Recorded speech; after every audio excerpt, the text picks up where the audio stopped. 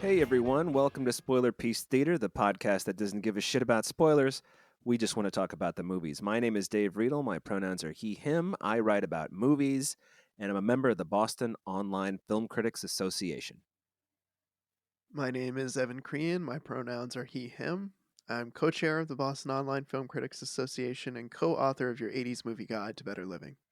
And my name is Megan Kearns. My pronouns are she, her. I write film reviews for Edge Media Network, and I too am a member of the Boston Online Film Critics Association. Yes, you are. Woohoo! We have movies this week, but before we get to that, why do I say we have movies? Of course we have movies. Movies, Um, movies, movies. Exactly.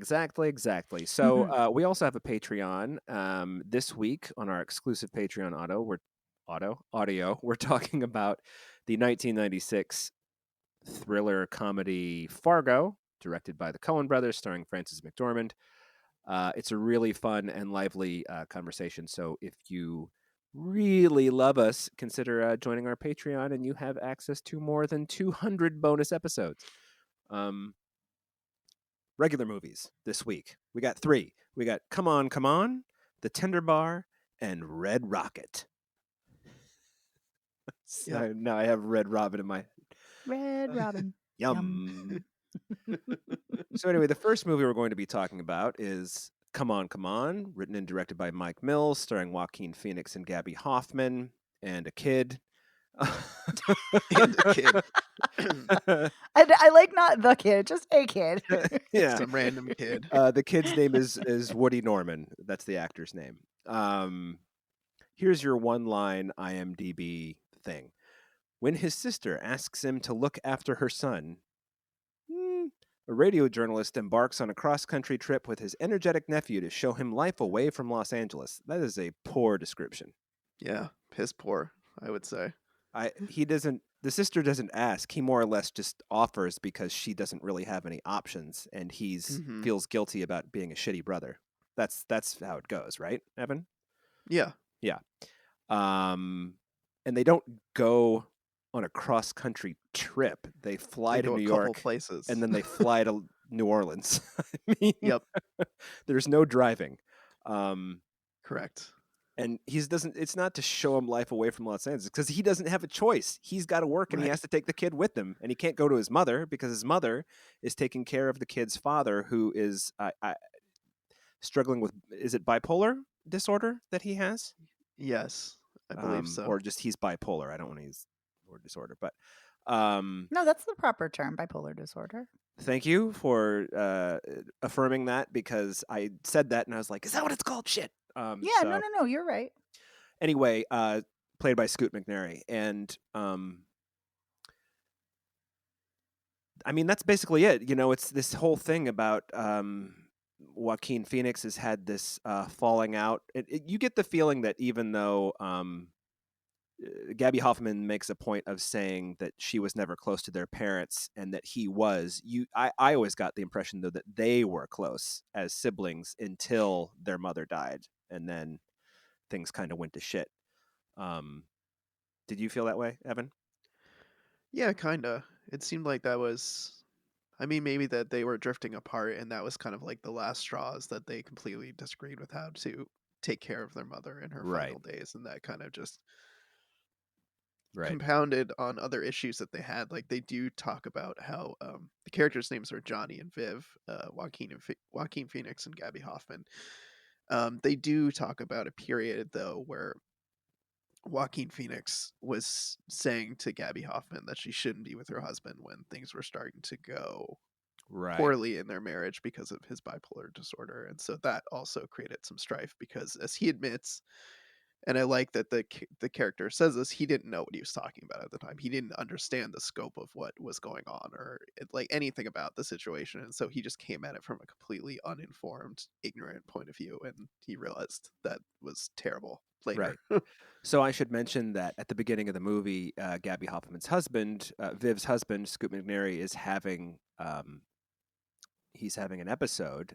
He has moved to Oakland to take a job with a symphony. He works in classical music in some way. It's not quite explained what, but he's having a really hard time adapting, and he misses their son, and she goes up to Oakland to try to get him admitted to some kind of facility where he can get some help, because they don't really talk about it, but you get the feeling that he stops taking medication when he starts to feel better, and then that can eventually work against him. And the whole thing is, Viv really wants the kid's father. I shouldn't call him the kid. His name's Jesse. She really wants Jesse's father to be a part of his life, and she really loves Jesse's father. So she's just trying to hold her family together. Which is I've read a couple of reviews by people who've been like, why would she go? And just like, well, she fucking wants her husband to be her husband and to be in her kid's life. I mean, Jesus Christ, how hard is that to understand? But anyway, Johnny ends up taking care of the kid, and he has to go back to New York for work. I should mention that he is working on a project where he is interviewing, would you call them like tweens, young teenagers, Evan? Yeah, he's Yeah. interviewing, like young teenage, like adolescents, and asking them about, life, and just asking them a series of questions about what they think about life and the future and just the state of the country and the state of the world. Right. And it feels like a lot of those answers the kids give are unscripted, because I don't think any kid can act as well as those kids do. Like all of them, if they were, Yeah, non-professional actors. So I'm they seemed guessing, like real interviews to yeah, me. I wouldn't be surprised to learn that they were, if so, because they do feel natural. They do feel like real responses from real people to real prompts. yeah. So anyway, as Johnny quickly learns, especially once they get to New York, taking care of Jesse is very difficult, not just because he's essentially a single parent, like Viv is, which becomes a joke later in the movie, a really good joke, I might add, um, in the form of an apology that Johnny gives to Viv. Um, but how difficult it is to take care of a kid on your own, and also that the kid is really bright and understands what's going on with his father, and the just emotional turmoil he feels watching his mother and father go through this struggle that they have, and also feeling like not abandoned, but he feels like he's not being parented. He says at one point, Mm-hmm. he's like, because Johnny says to him, you really talk strangely. He's like, I don't have any friends. I only hang out with adults. I don't. And you see scenes where he and Gabby Hoffman, like flashback scenes, are having fun and stuff like that. But it's kind of I don't want to say that it's a sad house, because that's not right. But it's a house where there's so much going on. I don't want to say that I keep saying I don't want to say. It's just the kid is multi-layered in a way that you don't usually see in movies. Is that fair, Evan? Yeah, I would say so. He definitely has an emotional intelligence, and I mean, there's even a scene later in the movie where Joaquin Phoenix is walking with him on his shoulders, and the kid says to him, "Do you think I'm gonna be like my dad?" And he just says, "No, Jesse. Like you're like light years ahead of him in terms of like knowing yourself and knowing your emotions and being really smart and in touch with them and knowing how to describe what you're feeling." And so in that way, you've got a leg up on things, and he does, as a character, have an emotional intelligence that I think is really interesting to see on screen, and it plays out in really interesting conversations, especially as Joaquin Phoenix grows throughout the film as a parent, and learning parenting techniques and learning how to have difficult conversations and learning how to interface with emotions. Yeah. Like it's interesting. You get the feeling that it's not that he wants to avoid those things, but it's more like he just can't.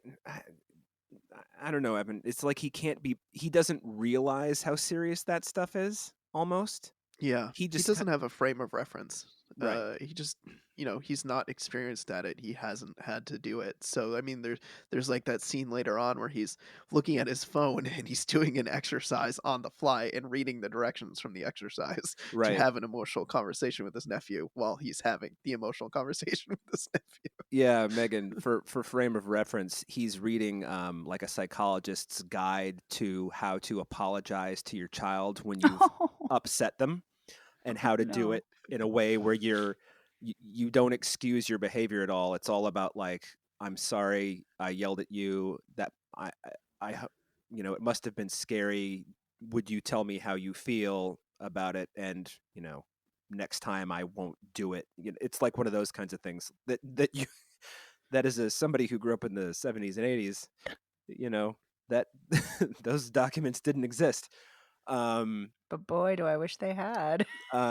so Just speaking for myself. So anyway, the thing that's funny is Viv told Johnny about that document and how she has used it.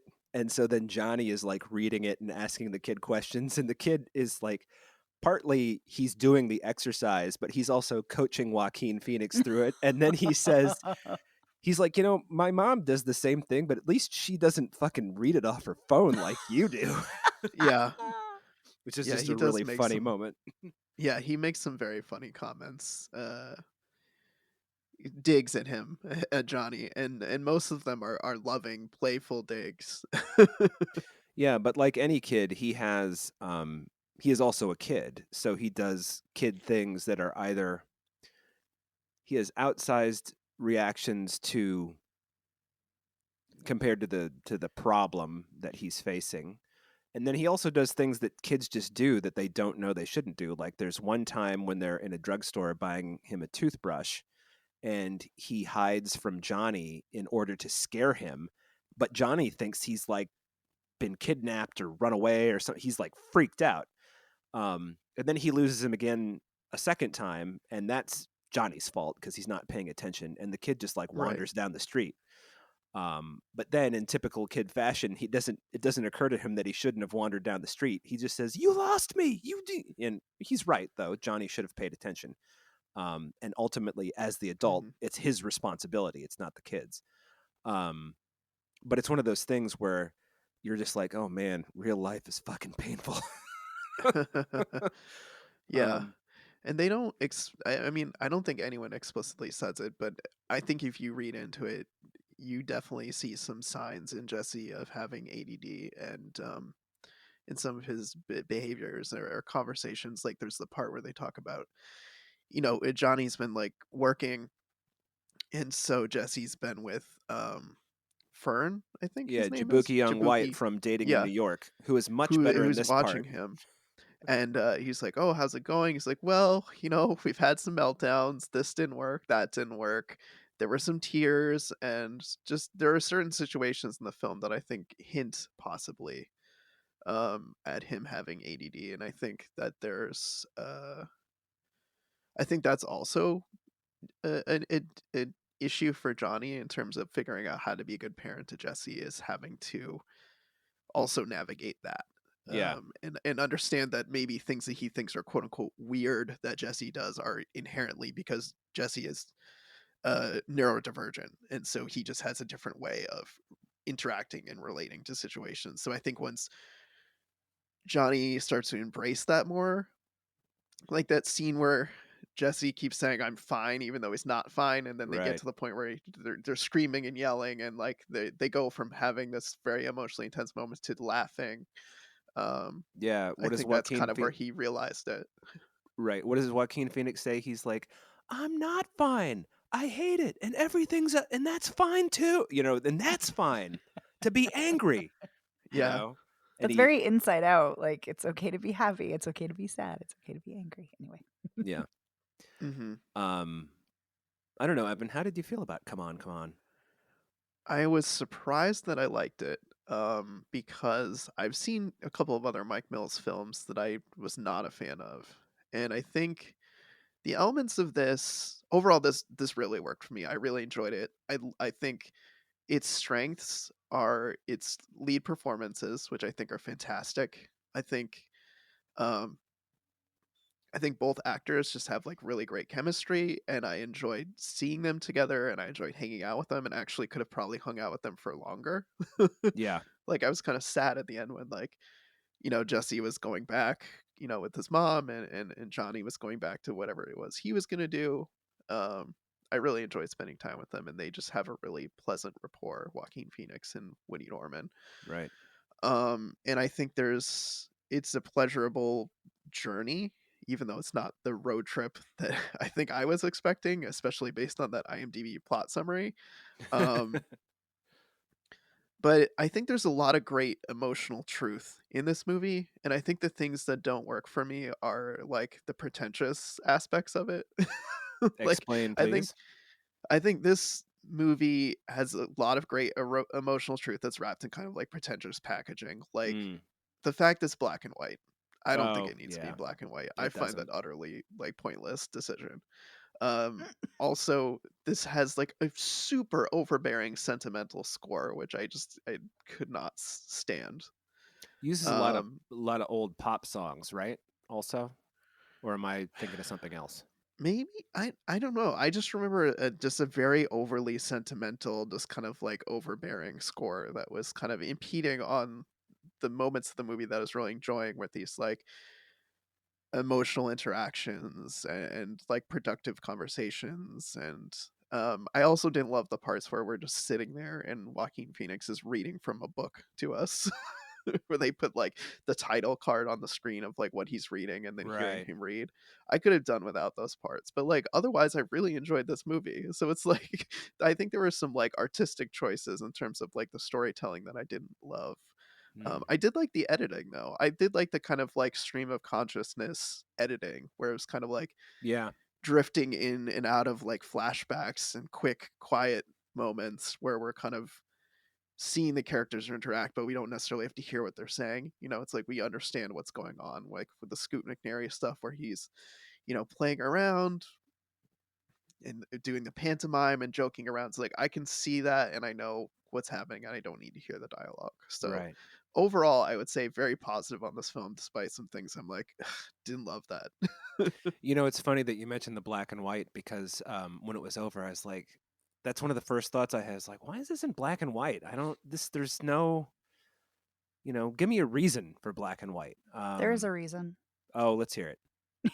I'm not saying you're gonna like it, but there is a reason. Um, yeah. So I adore Robbie Ryan as a cinematographer. So I'm saddened that it didn't gel with you guys. But hey, what are you gonna do? It didn't But look bad. That's not.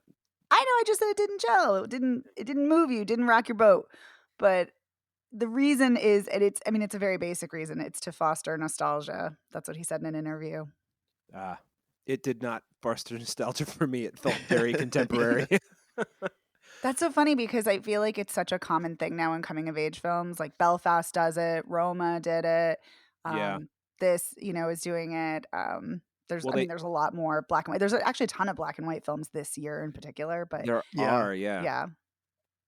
Well, that's Hmm. interesting. So it didn't work for Evan and me. So think Yeah. about that, cinematographers.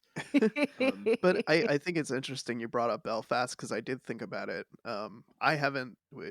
I've seen it in kind of in between when we had talked. Megan, you had talked about it on the Mhm. show, and something about the black and white in that film worked better for me. And I don't know if it's just because it was like evoking a very specific period of time, or if it seemed to kind of dull some of the violence in the film and bring to the forefront some of the more emotional aspects of the story. I can Um, definitely see that. I Yeah. think that's why I felt like black and white was effective in that movie versus like in this movie. That, and I completely agree with you as to why it's effective in Roma too, for very similar reasons, and also that cinematography is just so striking. But yeah. Well, as for what I liked about it, except for the black and white photography, and I don't remember the score, Evan. I just don't. So maybe that's a sign to me that it worked? Question mark. Um, but I'm hot and cold on Mike Mills also. Um, so I was pleasantly surprised, and I just come at this from a place of also being a parent. I just can't, for lack of a better term, divorce myself from that when I watch movies now, and so. to watch this kid be in sort of existential pain is just heartbreaking, and it really struck me as genuine. Yeah. Like Mhm. Mike Mills knew what he was writing about. So I really think the kid, Woody Norman, I should stop calling him the kid. Really think Woody Norman is great, and Joaquin Phoenix is, I kind of like make fun. I don't really make fun of Joaquin Phoenix, but I'm always like, what's the fucking big deal with Joaquin Phoenix? And then then you see him in a movie and you're like, oh, that's right. He's actually really good. Yeah, he's amazing and Mhm. everything. And he's Yeah. just so spectacular in this, just so understated and so perfect. And the scene where he apologizes to Viv for their falling out and what he said about their marriage and everything, it just was like it I believed that Joaquin Phoenix was Johnny, even though you're looking at Joaquin Phoenix going, "Hey, it's Joaquin Phoenix," So, and it was Mhm. nice to see. I know Gabby Hoffman has never stopped working, but I haven't seen a lot of stuff that she's been in since she was, since she's been an adult, and so I mean, adult. She's she's around 40 years old, so it was really cool to see her in this part and to be so good in it. Yeah, Mhm. that's my thoughts on Come On, Come On. I cried a lot, so you know, good Yes. sign of a good movie. Hmm. Yeah. Certainly moving. Yeah. Yeah, I was gonna say you guys have spoiler pieced me into seeing it. Although I wanted to see it anyway, but I was thwarted from seeing it because my screener did not work. But anyway, Right. alas. Yeah, alas. So, moving on to our second film of the night, The Tender Bar, which is a very precious title. I like to call it the tender boar. Oh, dun dun. Zing! Right out of the gates, guns blazing. Yeah, Yep. okay. IMDb one sentence summary. A boy growing up on Long Island seeks out his father figures among the patrons at his uncle's bar. Not true. Um, False. one father figure at the bar, which his uncle either runs or owns or something. I don't know what exactly, but he works there for sure. Um, Yeah, I got the sense he owned it because he named the bar. Yeah. yeah, I got that sense Mhm. too, but it's one of those things that's not explicit. But That's true. That's I true. I want to go out really quickly and say we have shit on Ty Sheridan a lot in this show. Yes. And I don't know how you two felt, but I thought he was fantastic in this. So I'm just going to put that out there. Other things, I liked him. I don't know if I thought he was fantastic, but I will say this is certainly the most I've ever liked him, which is saying a lot. I think it's Yeah. because he's so much better than everything else I've seen him in. It's like, Yes. oh, you can do things. Right. You can do something other than stare listlessly with a clueless expression on your face. Yeah, Just with a look of sheer vapidness. right. I'm just thinking in particular of the scene where he's at his uh, he- the woman who he wants to be his girlfriend, Oh, and Sydney. he's Sydney when he's having breakfast with her and her parents, and he's just like almost bursting at the seams with, I can't fucking believe I'm in this situation. Um, I really like the way he played that scene. I don't love the way the scene Yes. ended because I thought that was kind of cheap, but um, anyway, so this is about this kid who's uh, it's based on the memoir by J.R. Moringer or Moringer, I don't know. Written by William Monahan, who, what's the big swinging dick movie that he won the Academy Award for? The The Departed. Departed. Thank you. I don't like The Departed, in case you can't tell. Um, this is directed by George Clooney in one of his better directorial efforts. Certainly better than the last space, Yeah. North Pole end of the world movie that he Nope. made. Give me that Yes. any day over the week over this. Okay. Well, I that's fair. Because at least he's kind of going for something interesting in that, or attempting Yes. something more interesting, like emotionally. Yes. It's a In swing this and a movie, miss with that, but at yeah, least he's swinging. right. This is kind of like a bunt. It's like it's Yes. Yes. I think that's a perfect analogy, Evan.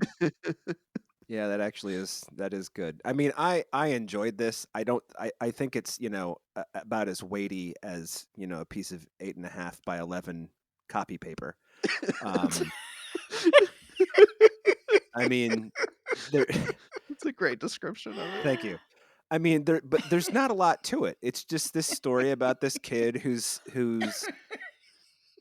he and his mother have to move back in with her parents. Her father is played by Christopher Lloyd in a part that is beneath him. He's so much better than what that role is. Yeah, at least he's good in it. I mean, Yes, it's, he is. Yes. It's He's the always best. good. It's the best I've seen a character communicate with farts this year. I really wish that was a sentence I had never heard, but Ditto. it also happens to be true. So It is true.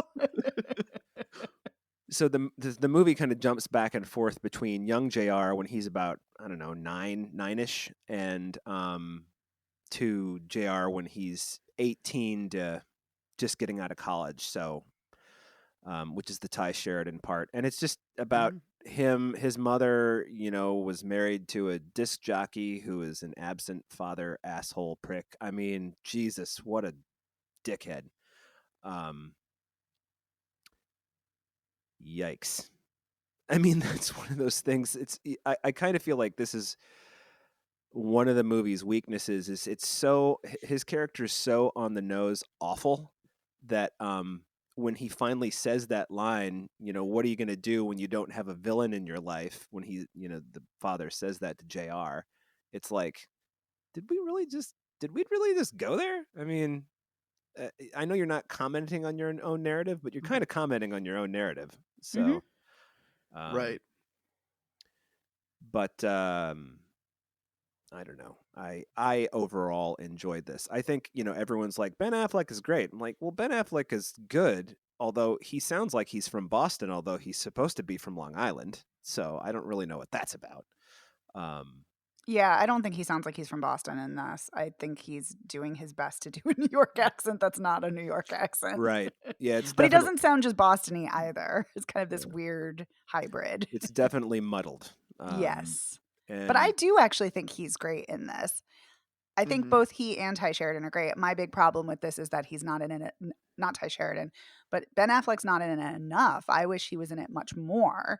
Like, I wish we got Yeah. more interactions between the two, between JR and Charlie, because they have such a great rapport and it's such a great relationship. And I love how he's giving him life advice. It feels, which he calls the male sciences, which is Yeah. so absurd, but it really reminded me of the advice in A Bronx Tale that Chaz Palminteri gives, and which is one of my favorite scenes in that film. And yeah, so I really liked that. I just wanted more of that. yeah, I think I wanted. I mean, I just like Ben Affleck most of the time. I do too, actually. And I mean, charisma goes a long way, and and he's got oodles of it. and he does, and he is funny in this. But I think maybe the reason he didn't land for me as much is because you're right, Megan. He's not really in it that much. No. This movie is an hour and 49 minutes long, and he's in maybe, I don't know, 30 minutes worth of scenes. So the scenes he's in are fun. I also wish that Max Casella would just shave that mustache because it's just too much. Like, every time I see you now, I think you're going to shoot someone because, But he's always a delight. I am always glad to see Max Casella. Yeah, Yeah. he's a lot of I don't have a fun. problem with his facial hair. I had no beef. No beef with the stash. Every time No, I see him, though, I someone just who has think a stash currently. I have a stash and a beard, so hey, there you go. I'm all. Isn't that just a beard then? Yeah, it is a beard.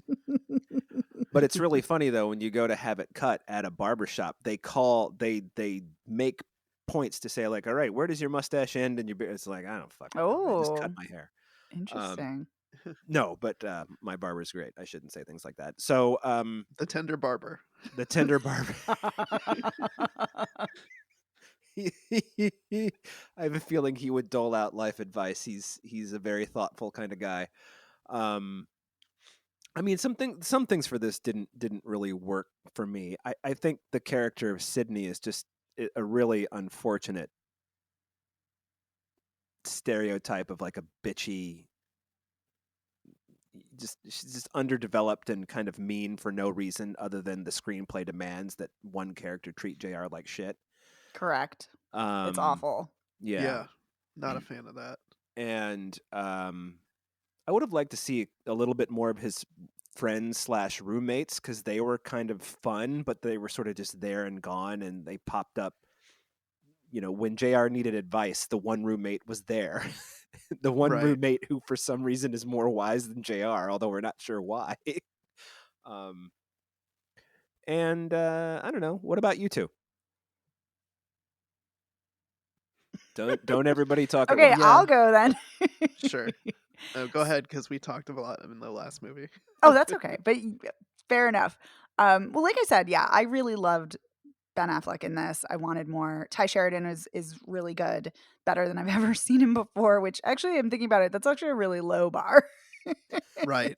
Yeah. Because he's so, Same. yeah, he's so terrible. I mean, there are scenes I like the scene, but they all, I think, involve Ben Affleck. Like the scene where he says to very young JR, he's like, I don't want to talk to you until you read all these books that are all in his closet.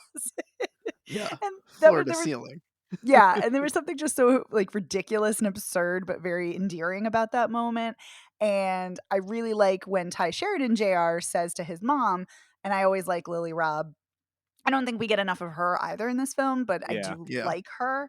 And I like when he gives her his Yale, when he's graduating, his ring, because she always said they were like the two musketeers. They were in it together. And he's like, we're the musketeers. And it was kind of bringing it back around. And I thought there was something very sweet about that. And I love the final scene when Ben Affleck gives him his car because he's going to move to Manhattan with his friend and be his friend's roommate. And Ben Affleck winks at him. And it is just so delightful and so charming. And it made me tear up. And I was like, oh, damn you, Ben. But other than those moments, I didn't like this. And I mean, I didn't dislike it, but I didn't like it either. It was just kind of just kind of there. I think it needed much sharper writing.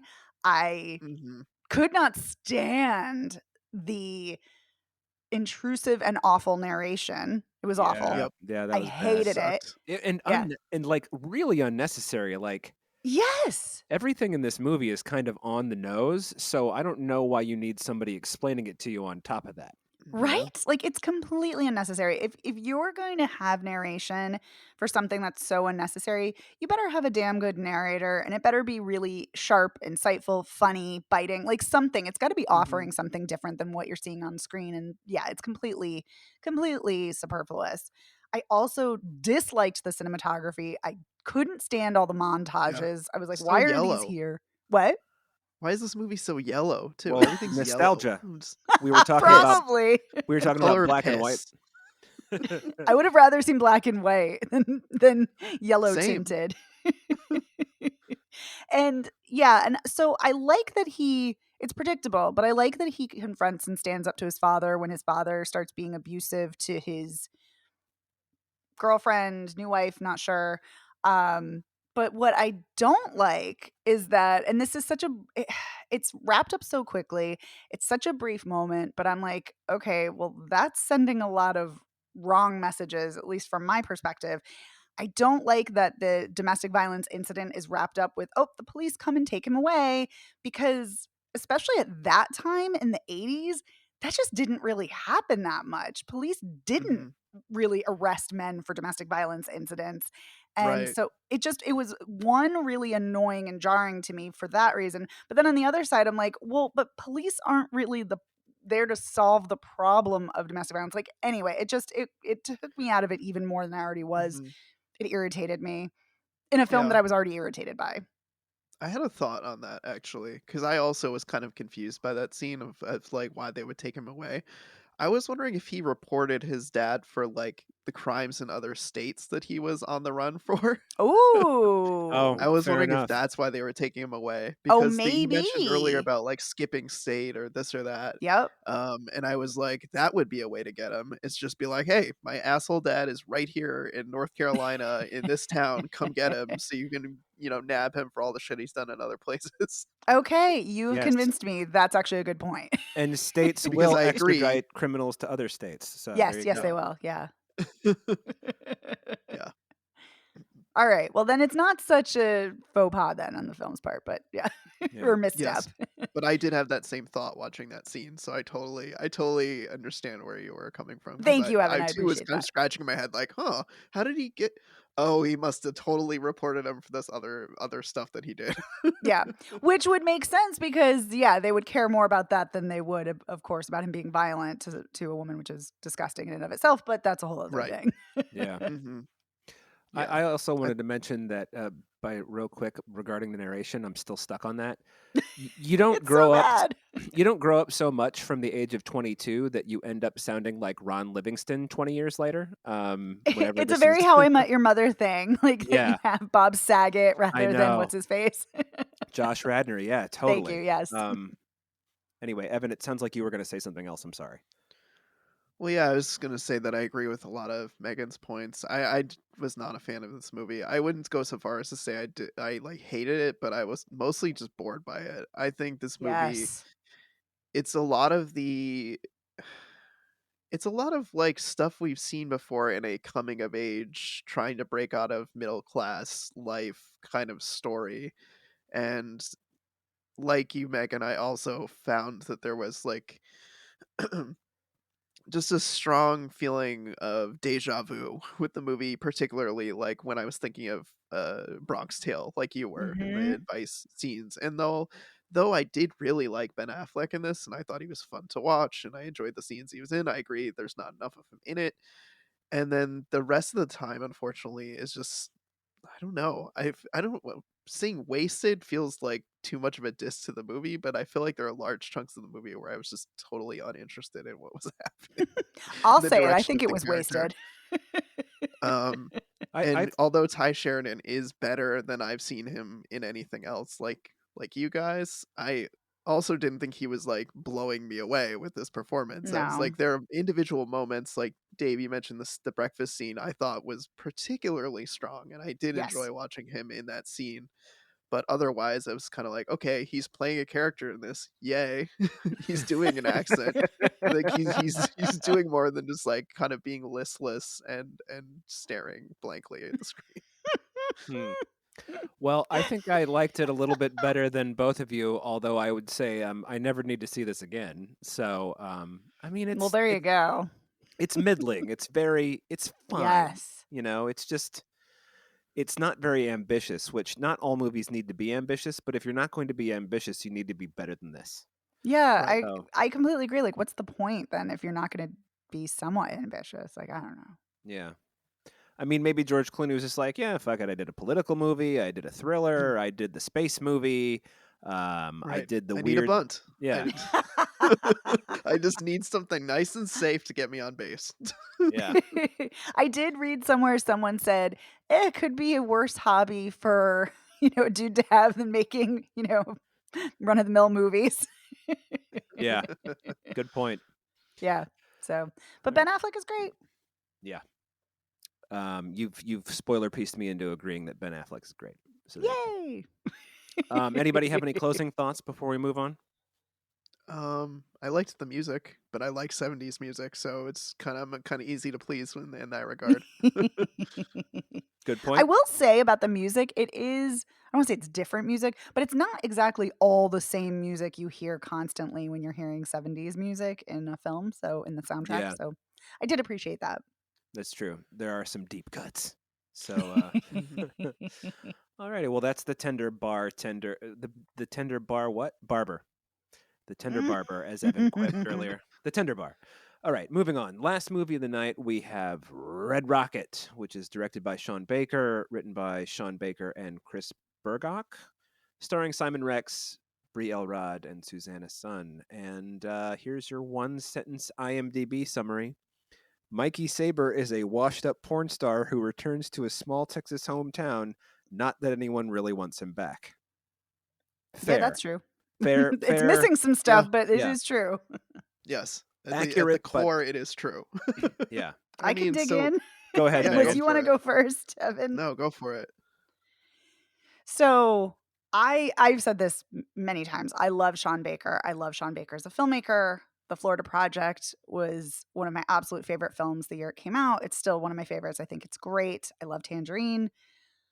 This film is interesting, and I think it has really funny moments, like really funny moments. Mm-hmm. And that's something Sean Baker I think does really well.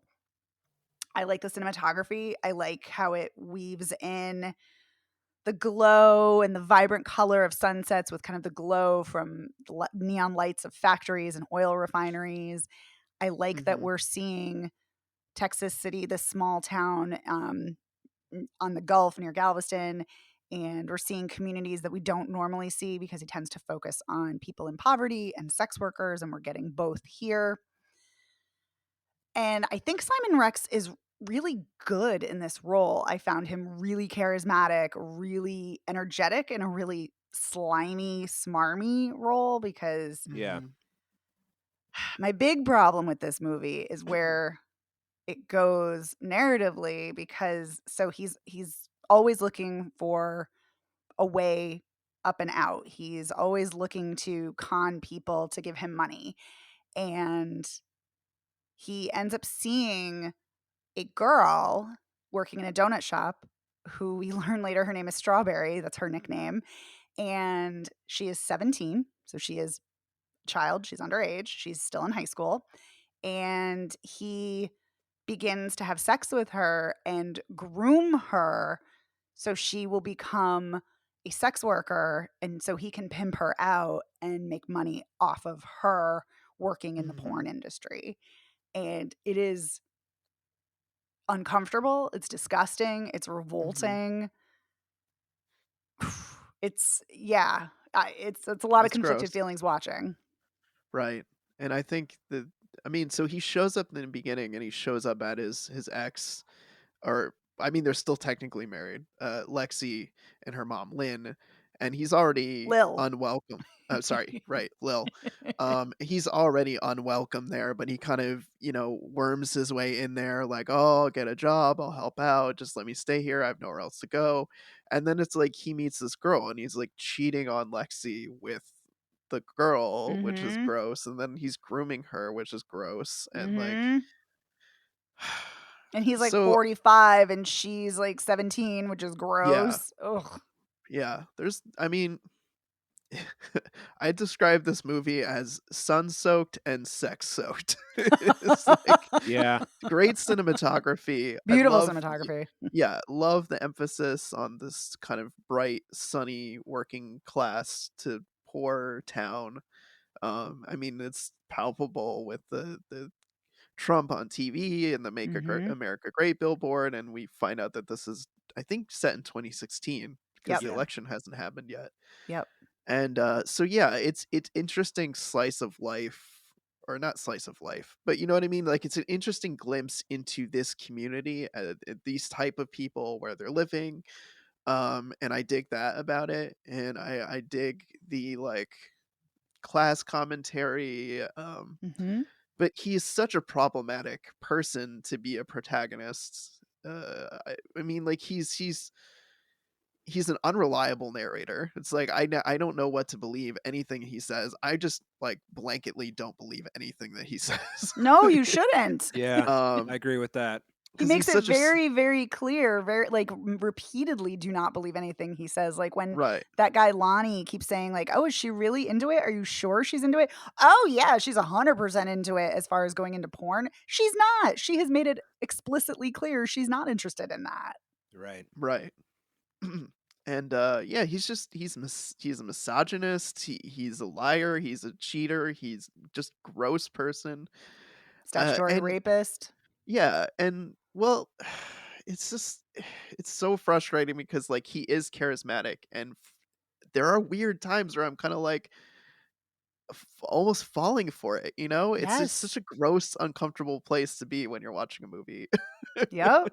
When you have a character who's this slimy and terrible, and you're still kind of like some small part of you still wants some kind of success, but like for me it was always like I want him to get his shit together and get a job, which he can't get unfortunately, because there's that great scene where he's going around interviewing for low level jobs, and he just can't get it because he has no real job experience, and they find out that he did porn, and they're like, "No, we definitely cannot do it." That is a So he really has to. sad scene, actually, or sad montage.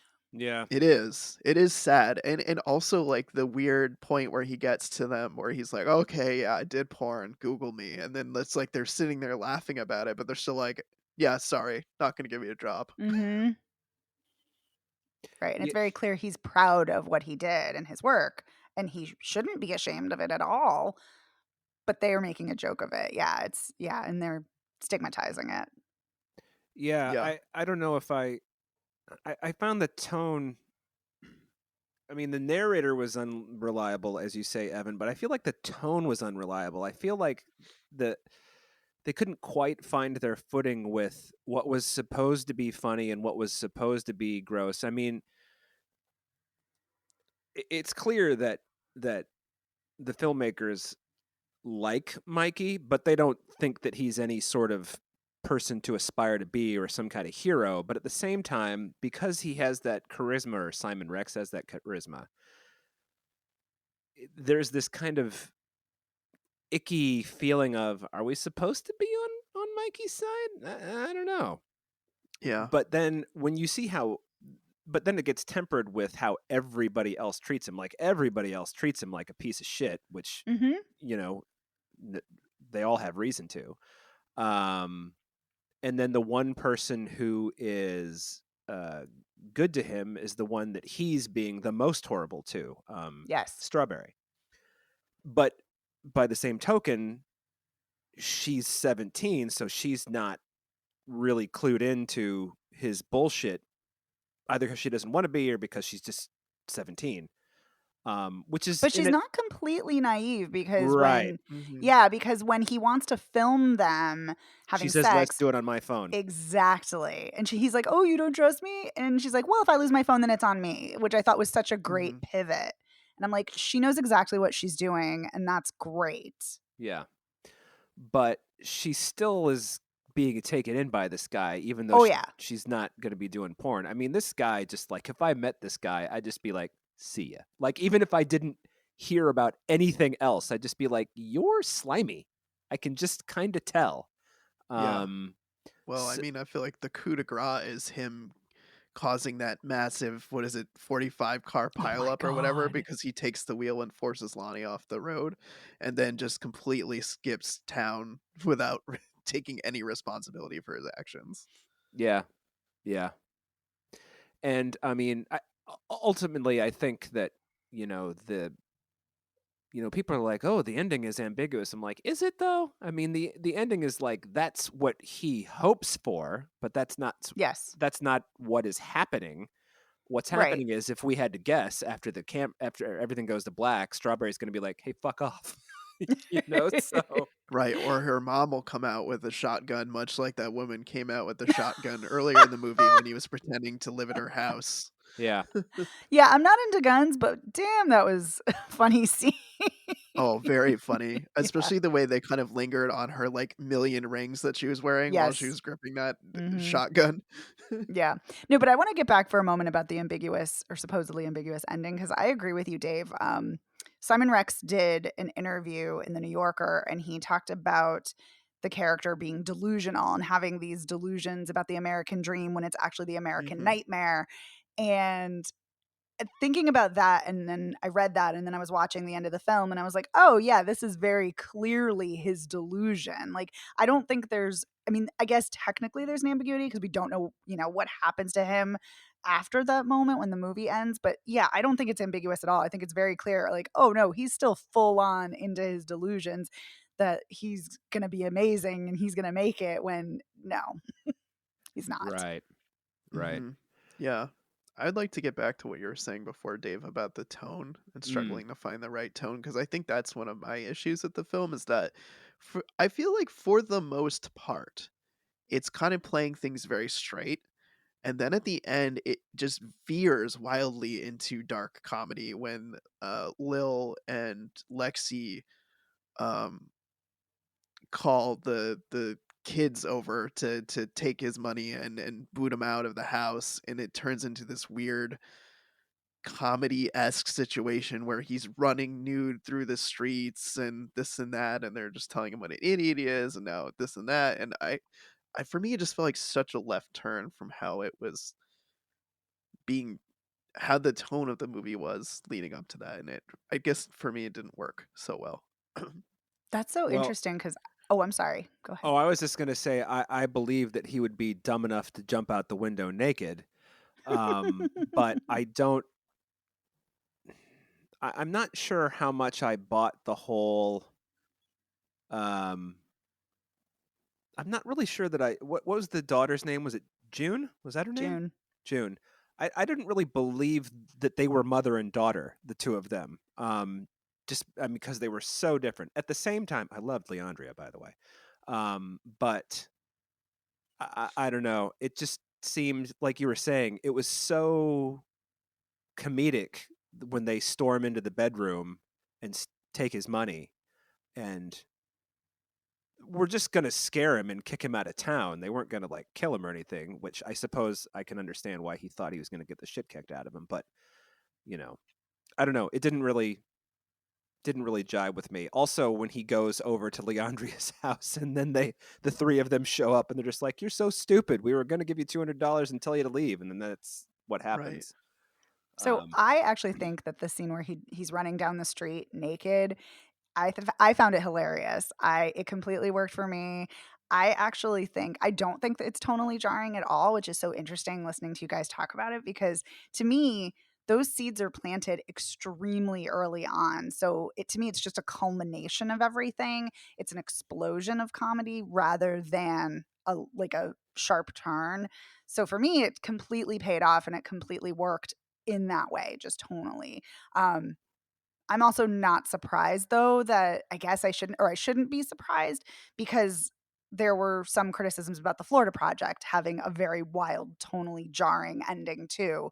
So hmm. that is perhaps a signature of Sean Baker's Sean Baker, style. yeah.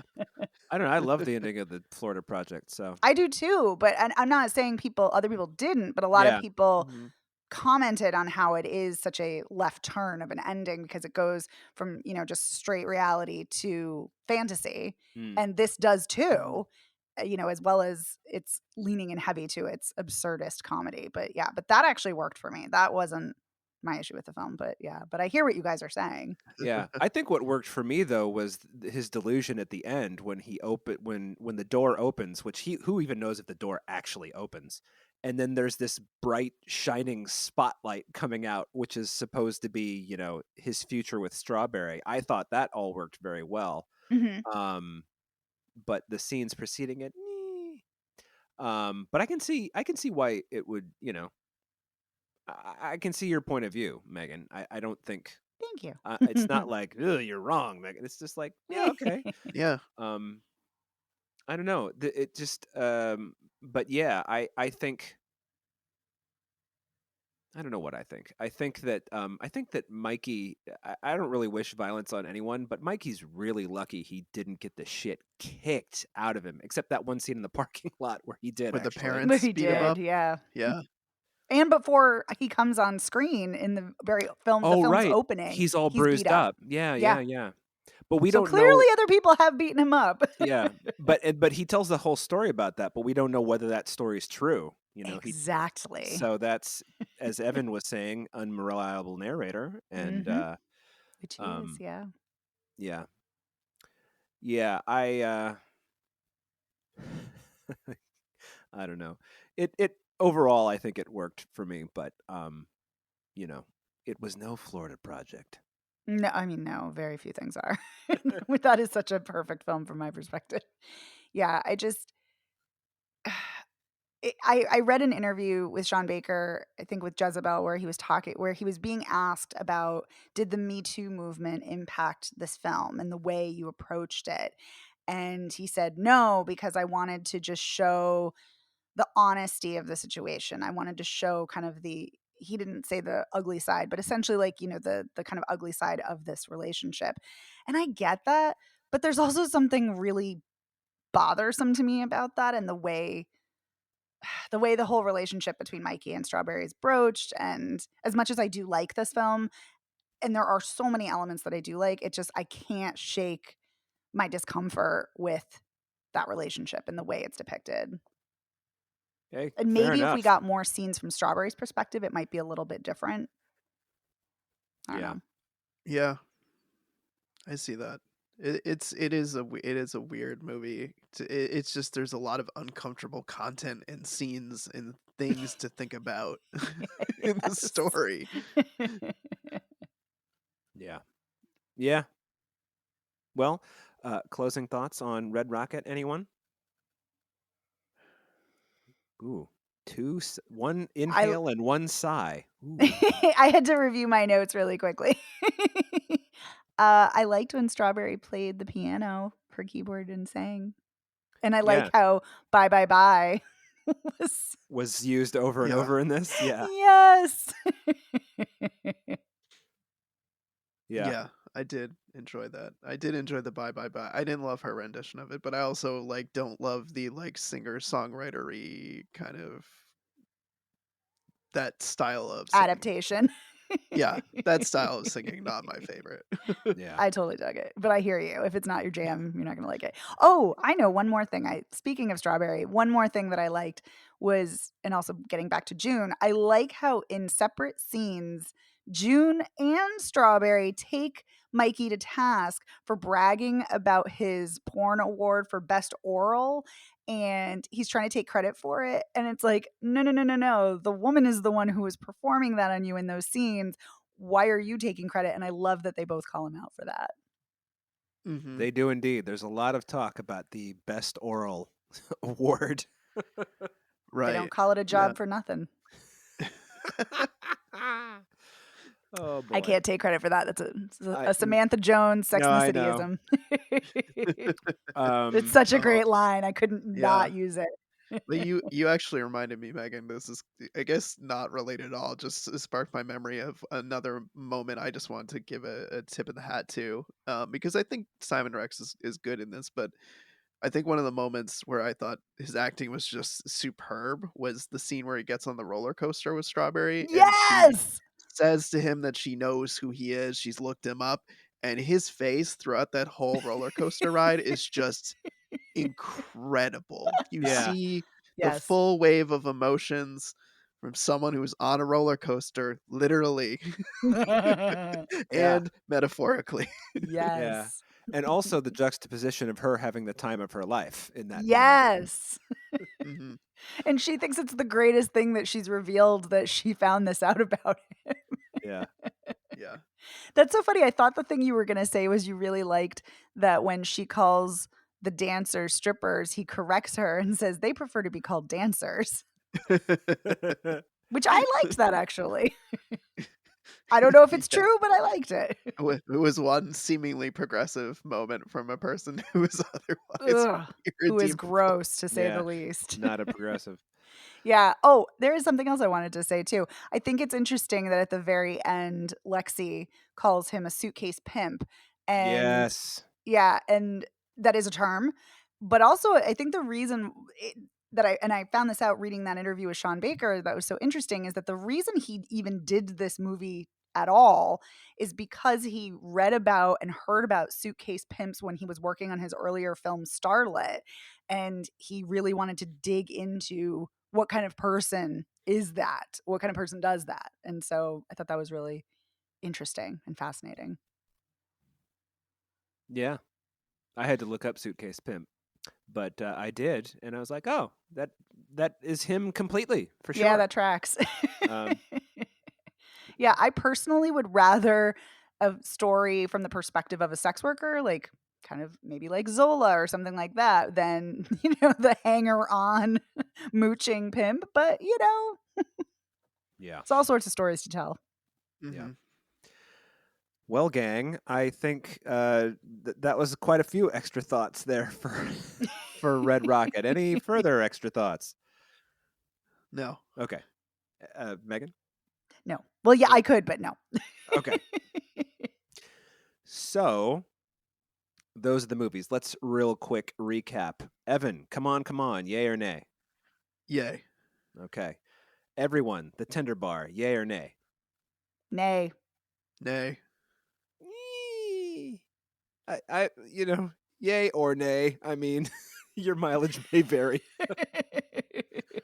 I think there are better things to see Ben Affleck in. Yeah. And better George Clooney directed movies. Yeah, for sure. And Red Rocket. Ooh. Wow.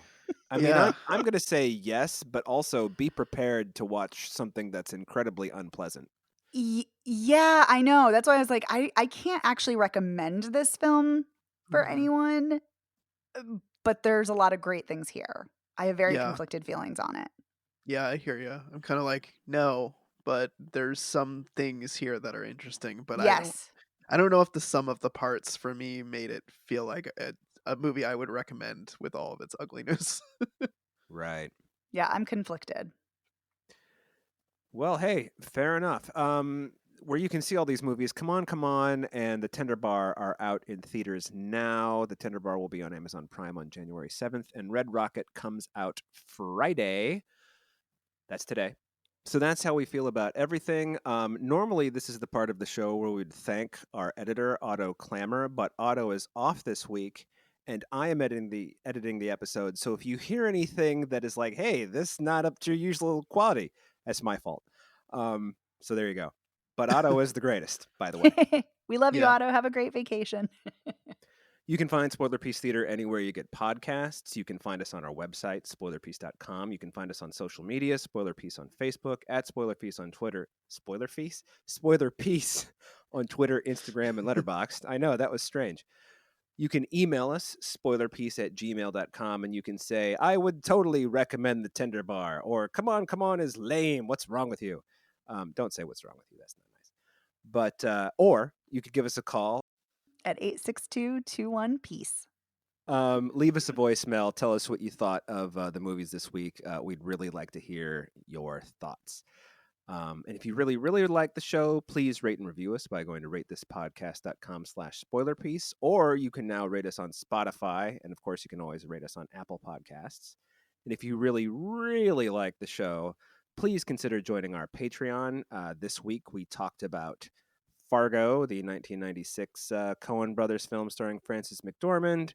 We had a great conversation about it, and for $5 a month, you get extra audio each week, and there are more than 200 pieces of extra audio for you to go through. That's a whole lot of me, but there's also 2 other people to compensate, so don't worry about it. Yep, and guests and all kinds of good stuff. Exactly. So anyway, my name is Dave Riedel. I write about movies. I'm a member of the Boston Online Film Critics Association, and you can follow me on Twitter, Instagram, and Letterboxd as Dave Sees Movies.